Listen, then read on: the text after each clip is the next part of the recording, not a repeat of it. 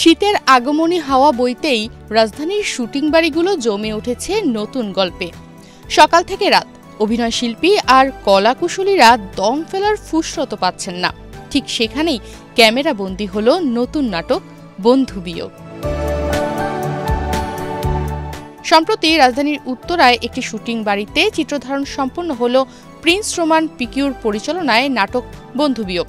প্রত্যেকের জীবনে একজন ভালো বন্ধু দরকার, সে যে কেউ হতে পারে। বন্ধু ছাড়া জীবন কখনো সুখের হতে পারে না। স্যান্ডেলিনা সো, রূপচর্চায় আভিজাত্য। বন্ধুই পারে জীবনের সফলতার কারণ হতে, তবে কখনো কখনো এই ভালো বন্ধুটাও একসময় চরম শত্রু হতে পারে, যেখানে মিলবে অর্জন এবং বিসর্জন। এমন প্রেক্ষাপট নিয়ে নির্মিত হল নাটক বন্ধু বিয়োগ। প্রিন্স রোমান পিকিউর পরিচালনায় বন্ধু বিয়োগ নাটকে অভিনয় করেছেন মীর রাব্বি, জারা নূর, তুতিয়া ইয়াসমিন পাপিয়া, শওকত শোভন, আনোয়ার শাহী, হাবিবা সামাদ সহ আরও অনেকে।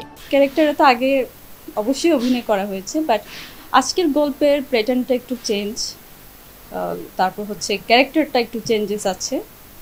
সো মানে একই গল্পে তিন ধরনের একটা ক্যারেক্টার আর কি। রোমান ভাইয়ের সাথে কাজ করাটা আসলে সৌভাগ্যের ব্যাপার আমি মনে করি। ভাইয়ের সাথে আমার এর আগে 3টা কাজ হয়েছিল, 3টাই খুব সুন্দর গল্পে কাজ করেছি আমরা। আর ভাইয়া তো মেকার হিসেবে খুবই ভালো, এটাও বলেছি।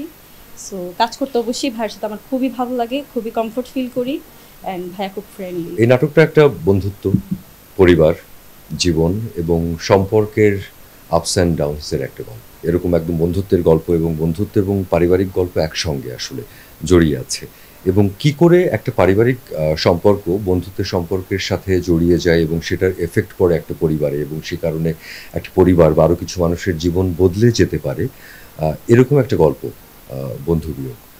এরকম গল্প আসলে এর আগে করি না। নাটকের মেইন ক্যারেক্টার যে নায়ক বলা চলে, তার মায়ের পাঠ করছি। ছোট্ট একটা ক্যারেক্টার, ছোট্ট মানে কি নায়কের মা, এটা শুনতেই অনেক নায়কের মা। অ্যান্ড ক্যারেক্টারে কিছু করার মতো না থাকলে তো নাই, আবার কিছু কিছু ইয়েতে করার মতো থাকেও, তখন খুব ভালো লাগে। তো এখানে মানে ছেলেকে খুব পছন্দ, মানে ছেলেকে খুব ভালোবাসি, এরকম একটা ক্যারেক্টার। অর্জন বিসর্জন একে ঘিরেই তো আসলে বন্ধুত্বের ওই ব্যাপারটা ঘটে। সো গল্পের নামটা আমরা রেখেছি বন্ধু বিয়োগ।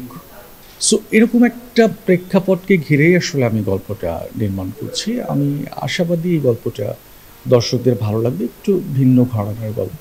নির্মাণ সূত্রে জানা গেছে বন্ধু বিয়োগ নাটকটি শীঘ্রই একটি বেসরকারি টেলিভিশন চ্যানেলে প্রচার করা হবে। বিনোদন ডেস্ক, বাংলাদেশ প্রতিদিন।